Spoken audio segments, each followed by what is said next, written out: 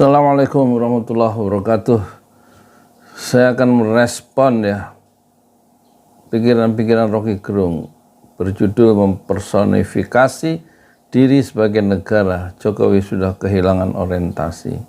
Bahasanya ini bahasa orang elit ya. Bismillah, saya belum lihat ini. Baru dimuat ya, sejam 14.000 yang nonton.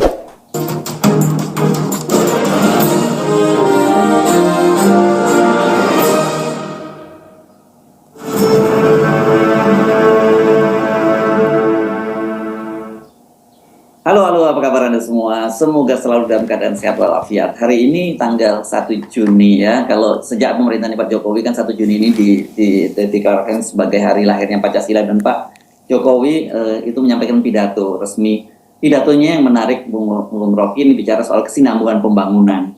Dan kalau kita simak pernyataan Pak Jokowi juga pada waktu bertemu dengan para pimpinan media massa itu, beliau juga menyinggung soal kesinambungan pembangunan yang kemudian dia menyatakan mengapa dia harus cawe-cawe itu ya. Karena ini momentumnya, kata dia, fondasi pembangunan yang sudah dia siapkan itu harus diteruskan oleh presiden berikutnya. Saya jadi benar-benar kita merasa Pak Jokowi ini betul-betul merasa dia sudah personifikasi dari negara gitu ya, itu yang saya lihat sekarang seperti itu ya, Bung Rocky ya. Nah, itu istilah yang jarang orang pakai, itu personifikasi dari negara, apa namanya, l'état c'est moi kan. L'état c'est moi ya, Louis berapa itu, Bung Rocky? Louis 16. Louis 16 di Prancis ya. Aku adalah aku adalah negara itulah ya gitu ya. Negara adalah aku itu. Oh ya, negara tapi adalah juga, ya. Di dalam uraian l'état c'est moi dari Louis 16 itu, dia juga mengucapkan hal yang mirip diucapkan Pak Jokowi. Dia sebut après moi le déluge. Nah, setelah aku akan ada banjir besar itu. Jadi dia mengantisipasi bahwa setelah dia, kalau dia nggak terus jadi raja, akan penggantinya akan mengalami banjir besar, akan ada kerusuhan besar. Dan itu memang yang akhirnya terjadi, revolusi memotong raja sendiri ya.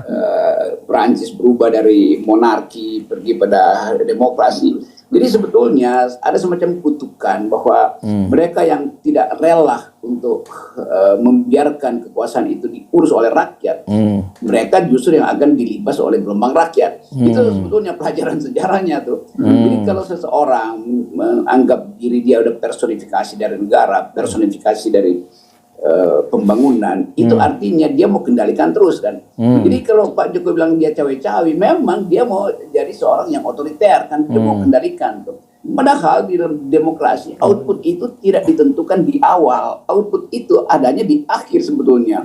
Sekarang Pak Jokowi mau anggap bahwa output itu mesti ditentukan dari sekarang karena dia mau jadi kingmaker. Dia mengatakan dia tidak akan netral. Jadi psikologi ini yang terus menghantui Jokowi. Kita nggak pernah mengerti dari mana psikologi itu datang. Tentu dari kecemasan dia. Tapi kecemasan itu kemudian dipoles oleh peserta, ya, punakawan istana ini. Dia menteri, antara ketua partai itu. Dia menganggap Jokowi memang berhak punya pikiran itu karena Jokowi sukses. Lalu kita tanya pada statistik, di mana suksesnya tuh? Ekonomi berantakan, keakraban sosial compang-camping tuh, prestasi luar negeri nggak ada tuh. Ini di mana? Jadi seharusnya kita mesti jalan tol, semacam investigasi bahwa yang bikin orang lain dipuji karena dia ingin dipuji, bukan karena prestasinya kan. Nah, orang-orang yang megalomania ya, silakan lebih baik dipuji-puji supaya masih ada sisa Jokowi untuk memberitahu bahwa dia akan kasih lagi kekuasaan pada seseorang. Jadi Jokowi kehilangan arah karena tidak mampu untuk mendeteksi dirinya sendiri itu. Nah, ini yang saya anggap nantinya après moi le déluge, setelah aku akan ada banjir besar. Nah, ini yang kita ingin cegah sebetulnya tuh. Nah, kalau politik pasti dia akan puji-puji aja Jokowi. Tapi kita akademisi dan jurnalis nggak boleh lakukan itu. Setelah Jokowi ada banjir besar. Ya, saya nggak yakin lah Pak Jokowi baca sejarah Prancis karena memang bukan itu ya concernnya Pak Jokowi gitu ya. Kan bacanya komik Sinchan. Tapi jangan sampai kemudian apa yang Anda sampaikan itu menjadi justifikasi. Tuh, saya nggak mau mengulang apa yang terjadi di Prancis gitu, seperti yang sudah memprediksi akan terjadi banjir besar. Makanya saya mesti cawe-cawe gitu loh, Bung Rocky. Ya, itu dia bisa dia mengasumsikan begitu, dia nggak ingin masa depan Indonesia itu berantakan. Tetapi faktanya justru Jokowi yang meletakkan dasar-dasar keretakan bangsa tuh. Kan sampai sekarang tuh indeks korupsi kita masih tinggi, indeks demokrasi kita bahkan drop, kecerdasan publik turun, ekonomi tidak menghasilkan keadilan. Semua itu output dari kebijakan makro presiden. Jadi ajaib kalau menteri-menterinya masih memuji presiden tuh. Tentu dia mesti memuji, kan nggak mungkin dia bilang Presiden Jokowi gagal tuh. Harusnya memang Presiden Jokowi berhasil kan. Tapi nanti kita lihat menjelang hari-hari terakhir Jokowi, satu-satu mulai pamit pelan-pelan. Pak Presiden, maaf ya, kami mau konsolidasi partai kami. Loh, Jokowi kedinginan sendiri dengan mimpinya itu. Jadi itu bahayanya kalau kita mengerti di ujung kepemimpinan selalu orang berupaya untuk ya saling memuji supaya masih ada yang bisa diselamatkan. Tetapi hukum sejarah Sunatullah itu mengarahkan kita dengan kuat bahwa Pak Jokowi tidak akan meninggalkan legacy, apapun legasinya nggak akan ada. Lalu kita tanya legasinya apa? Di bidang politik. Loh, di bidang politik justru ada kehancuran politik karena sistem pemilu tertutup, karena prestasi Jokowi adalah menghalangi oposisi. Kan itu semua legacy yang buruk kan. Di bidang Menghalangi ekonomi tak ada oposisi. satupun investor yang masuk ke IKN yang akan dibanggakan Jokowi, nggak ada prestasinya. Apalagi coba lingkungan, barusan pasir dijual, diekspor ulang, dikorek lagi bumi kita tuh dengan akibat security bisa berubah di masa depan. Jadi semua dasarnya adalah Jokowi berhasil, yaitu berhasil meninggalkan keburukan. Itu Ya, ini kalau Berhasil. Anda tadi menyatakan memuji, dipoles-poles oleh para orang-orang seputarnya gitu, saya kira ini sebenarnya udah bukan pujian lagi nih, Bung Rocky. Ini menurut saya sudah bisa menjerumuskan Pak Jokowi ini kan. Saya bacakan misalnya gitu ya. Ini misalnya Grace Natali pernah di media ini catat medianya menyebutkan bahwa Jokowi dinilai presiden terbaik sepanjang sejarah Indonesia. Wah, ini terus kemudian masih PSI juga. Ini Giring Gadisa menyatakan Jokowi presiden terbaik Indonesia. Pak Luhut itu malah pernah bilang begini, bilang Indonesia itu beruntung memiliki presiden seperti Pak Jokowi.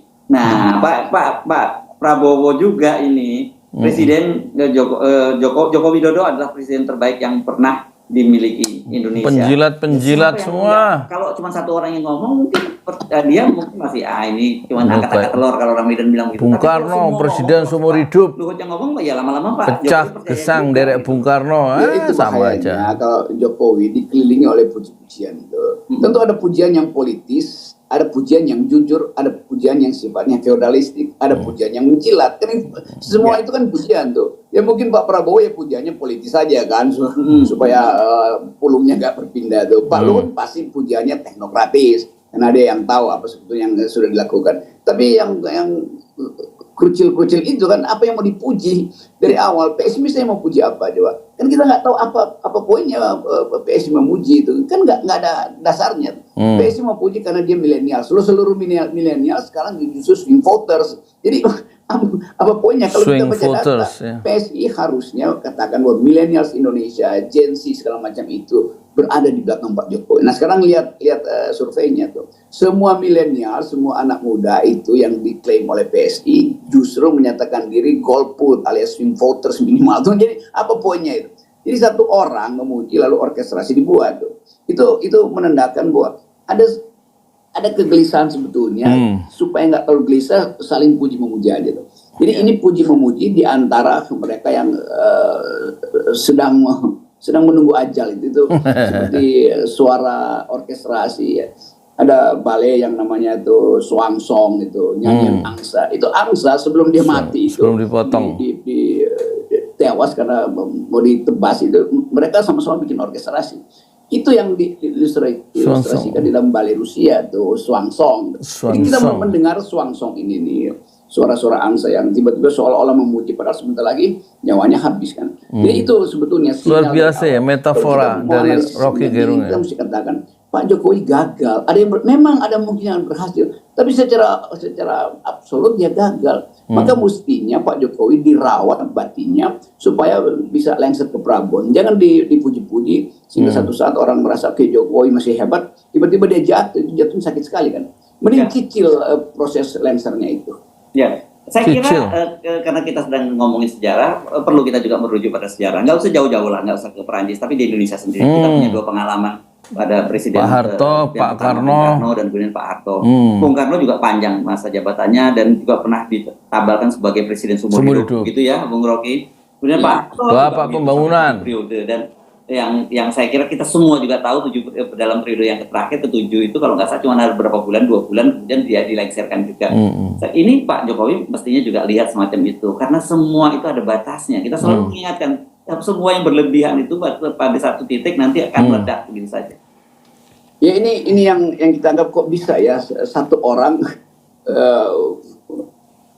menyihir begitu banyak orang tuh. Kalau yang disihir orang-orang yang memang nunggu sihir nggak apa-apa. Tetapi ini orang-orang yang otaknya ya lumayan masih ada itu yang mesti kasih poin kritis. Waktu Pak Harto akhirnya Ginanjar Kartasasmita mengatakan iya memang ada kegagalan. Lalu masuklah menteri-menteri yang lain. Bahkan Harmoko akhirnya mengatakan iya memang Pak Harto berlebihan dalam soal nepotisme. Lalu Harmoko yang memimpin dari DPR untuk meminta Presiden Soeharto turun. Kan itu yang terjadi itu. Jadi sebetulnya bagian-bagian ini ada dalam sejarah kita. Itu puji dan puji yang berlebihan itu justru menjatuhkan seseorang. Jadi Pak Jokowi mestinya belajar dari sejarah yang paling dekat lah itu kejatuhan Presiden Soeharto yang dipuji-puji, yang 3 bulan sebelumnya elektabilitasnya jauh kalau dibandingkan Jokowi sekarang. Lalu rejim yang ada itu akhirnya retak. Lalu satu-satu menterinya Pak Harto mundur sehingga Pak Harto akhirnya ya limbung. Lalu Pak Harto mengatakannya oke, kalau begitu ya saya mundurkan diri juga tuh. Dan Pak Harto mengucapkan itu di dalam kegalauan dia, tapi dengan sangat tegar. Saya menyatakan diri untuk berhenti. Selesai problem kan. Lalu diproses secara politik, ya udah aman. Dan orang menghormati Pak Soeharto karena dia tidak cawe-cawe lagi. Nggak pernah Pak Soeharto cawe-cawe. Karena dianggap bahwa ya udah rakyat udah nggak mau ngapain lagi kan. Jadi harga diri Soeharto itu justru di ujung kepemimpinannya, kekuasaannya dipulihkan kembali tuh. Karena watak dia akhirnya muncul, saya tidak ingin menjebak rakyat di dalam cawe-cawe saya sendiri tidak tidak didukung lagi oleh kabinet dia tuh. Jadi kejujuran dari kabinet Pak Harto itu yang justru menyelamatkan reputasi Pak Harto sebagai orang yang pada akhirnya dia jadi negarawan gitu kan. Jadi itu bagiannya. Walaupun kita tetap mencatat ada otoritarisme, tetapi imbangan moral itu yang kita tunggu tuh, bahwa imbangan seorang moral. pemimpin akhirnya mengatakan, oke, saya menyelamatkan bangsa, karena itu saya tidak ingin memperpanjang kekuasaan saya. Nah, sebaliknya Pak Jokowi cari cara terus untuk memperpanjang kekuasaan. Oke, itu kan dampaknya kepada Pak Jokowi pribadi ya. Kita sudah bisa, kita semacam warning saja, kita mengingatkan, dan itu merujuk sejarah. Dan sejarah itu kan selalu berulang begitu ya. Sejarah kita selalu ingatkan berulang. apa dampaknya bagi bangsa kita sendiri nih kalau hal ini terus dibiarkan dan tidak ada yang mengingatkan Pak Jokowi. Satu-satu yang mengingatkan FNN, yang mengingatkan dan ILC itu. Yang lain kan tumbuh di dalam headline dan berupaya untuk menunggangi isu itu. Tetapi tadi saya yang lain tumbuh itu, banyak dalam survei headline dari luar negeri maupun dari beberapa universitas yang menunjukkan bahwa anak-anak muda, generasi yang disebut bonus demografi, tidak percaya pada Jokowi.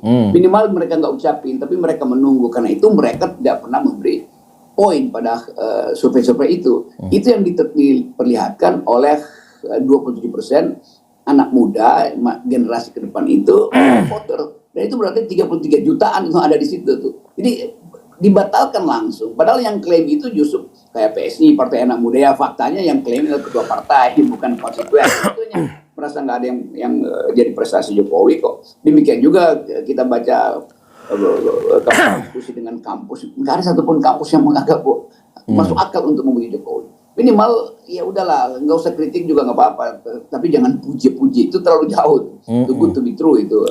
Too good to be true. Jadi bahayanya saya kira kalau bagaimana kita memahaminya ya, ini kalau memahami Pak Jokowi dalam situasi semacam ini, saya mungkin habis ya paling tepat Pak Jokowi di media yang FNN mengalami delirium, dan saya pikir ini nggak usah diterjemahkan ya, pokoknya istilah akademis gitu ya, Bung Rocky ya. Pak Jokowi akhirnya nggak punya lagi down to earth, dia tidak touch realitas lagi. Dia menunggu pujian dari hari ke hari, dia menunggu pujian, lalu dia menunggu keajaiban, lalu dia menunggu ada seseorang yang mengatakan, oh Jokowi pakai benang emas, kan itu soalnya kan. Jadi Jokowi kehilangan konteks realitasnya. Maka saya usulkan supaya mending Pak Jokowi hentikan aja bunyi-bunyian itu, apa namanya, godaan-godaan itu, siren itu tuh, seperti dulu Odysseus itu dia menutup bunyinya karena digoda oleh dewi-dewi siren selama perjalanan dia kembali ke Athena, itu dalam mitologi Yunani. Namun Pak Jokowi tutup telinga dari godaan-godaan itu. Jadi gantilah buzzer-buzzer ini dengan Pak Jokowi dikelilingi oleh psikolog, kira-kira begitu gampangnya. Ya, karena bagaimanapun kan berat ya tugas seorang kepala negara ini menghadapi situasi itu ya, perlu ketenangan dalam mengambil keputusan, karena terlalu tadi itu banyak pujian, banyak kritikan, tapi kelihatannya yang sampai ke Pak Jokowi itu lebih banyak pujiannya gitu daripada kritikannya. Ya, itu bahayanya. Jadi kata proposal kritis, pikiran kritis disensor oleh kalangan di sekitar istana supaya nggak nyampe ke Pak Jokowi. Jadi Pak Jokowi terbuai oleh grupnya sendiri. Kan bagaimana mungkin orang dibuai oleh grupnya sendiri? Ya pasti makin lama makin aneh buayan itu. Yes, oke, baik. Terima kasih Bung Rocky, dan tetap 0%. Ya. Ini dibuai oleh 0%. Ini Masjid 6 Syuhada lagi dikunjungi sama Ketua Hilmi. Modal awalnya berapa Pak Yudi Pramuko? 750.000 rupiah aja. Jadi ini 500 jutaan nih barang. Sekarang udah habis 310. Masya Allah, tuh udah pakai keramik, plafonnya tinggal. Granit tuh kayak marmer. Tuh.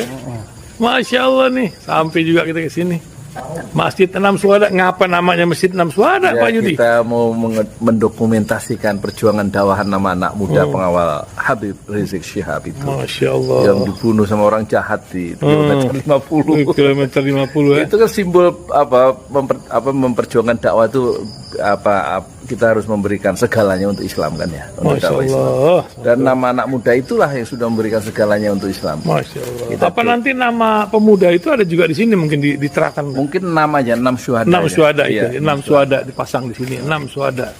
Bip Ali, apa yang dikomentarin dari ini semua, Bip Ali? Masya Allah, luar biasa. Dari uang 700.000, kalau pengen ternyata bisa.